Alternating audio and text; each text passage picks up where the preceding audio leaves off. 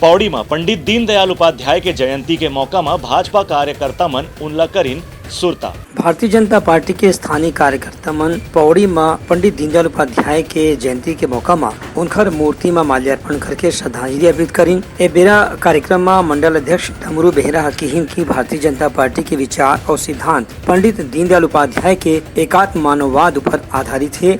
यही पाई के भारतीय जनता पार्टी के शासन में ग्रामीण क्षेत्र के लोगों में विशेष रूप से अपन आप ला विकास के रास्ता में आगू बढ़त महसूस करते।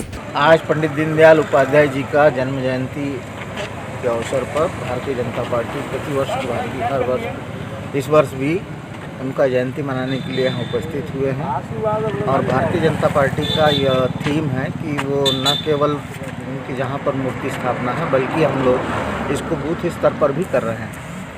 चिरमिरी मंडल में अभी सभी बूथों में बूथ अध्यक्ष के द्वारा पंडित दीनदयाल उपाध्याय जी का जन्म जयंती का कार्यक्रम मनाया जाएगा। उनकर कहना है कि अवैया चुनाव में खलो भारतीय जनता पार्टी ला ग्रामीण मतदाता के विशेष रूप से समर्थन मिले के उम्मीद करे जाते। ब्यूरो रिपोर्ट उदलंघा न्यूज।